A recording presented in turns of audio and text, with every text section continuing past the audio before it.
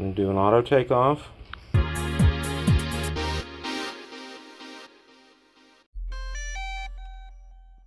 Bill the Drone Reviewer here. If you like the content of today's video, make sure you hit the subscribe button and ring the notification bell so you don't miss future content like this. With that, let's begin. I've had the Fimi X8 SE 2020 for some time now, and with multiple flights under my belt, I felt it was time to post my overall thoughts on the drone. So I'm going to break this down into the following areas. We're going to look at firmware, we're going to look at the app, we're going to look at flight functions, controller, the camera, and then my thoughts. So without any further ado, let's get started on this. Now, downloading firmware updates was an easy process through the app. I've done several and I've had zero issues with doing them. And they're fairly quick and most require a restart of the aircraft. Now, the app used by the Fimi X8 SE 2020 is the Fimi Navi 2020. Its user interface is straightforward and easy to use. Flight data including altitude, speed, and number of satellites, percentage battery remaining are all easily visible. Easy to switch between video and taking pictures during flight. Calibrations are easy to perform, along with adjusting the settings. For flight functions, the aircraft is easy to use. The auto takeoff function works well, and the drone hovers at 13.1 feet. In order to get precision landing to work, you'll need to let the drone loiter over the landing pad at approximately 17 feet for about a minute. I did find, though, on windy days the drone did drift considerably, and I felt I did not get a fix on the landing pad. Once up to altitude, it was easy to fly. It held to the course you were flying and stayed at that altitude. The sticks were fairly responsive, and I felt very easy to use. The drone hovered in position when letting go of the sticks. Now, one of my favorite things about the Fimi X8 SE 2020 was the controller. My phone, a Samsung Galaxy Note 10 Plus, fit perfectly without the case. It was easy to connect to the phone, and I had access to all of the phone buttons. It has good grips, and I love not having to look up or down but straight at it. Thumb wheel to adjust the gimbal worked flawlessly. Now, a drone can be successful at a lot of things, but without a great camera, very few will want it. I found the camera to almost rival those of some of the DJI drones that I have. With no post-production, straight off the SD card, the colors look natural, sharp, and clear.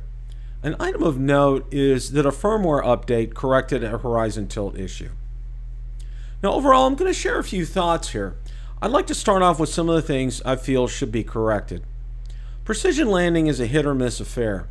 Even with letting the drone loiter at approximately 17 feet, it was a roll of the dice if it made it or not. A number of users have reported successes. Now, I think a number of factors need to be taken into consideration when you're flying. When during the landing, did it acquire the landing pad during takeoff? Is the sensor working properly? I have to let it go till about 50 feet and make a judgment call at this point on whether or not I need to take it over. Usually I'll take it over and land it myself, and if I do, I highly recommend bringing it down as soon as possible, as it can have a tendency to drift. Now, the horizon tilt issue with the gimbal reared its ugly head a few times. It seems that the firmware update, though, did take care of it. One piece of advice, I would wait on a firmware update for a few days to see how it went for others before updating my own. Now, the smart functions are problematic. Due to COVID-19, I've been restricted to flying in my backyard and have not been able to test them. But from what I've seen, several have tried to get them to work and they simply don't. This is something that Fimi needs to work on.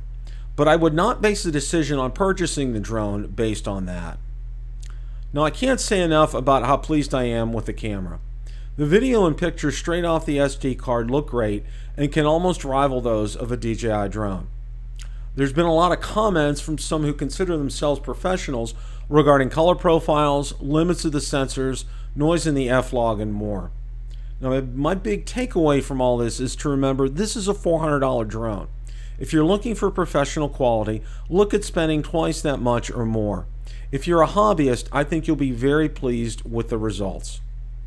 Now, with firmware updates, I've seen in some forums that rolling them back requires contacting Fimi, and they will send you files and a process to follow to do that.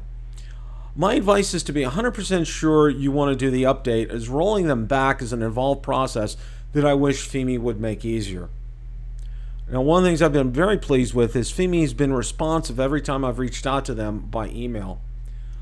My final thought, the value for the money here is simply incredible. Flight characteristics and great video give this look and feel of a drone twice its cost.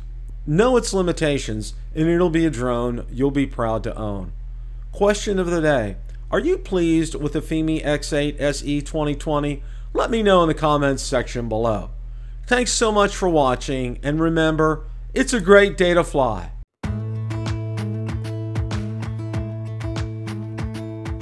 Jump into the car on a Friday.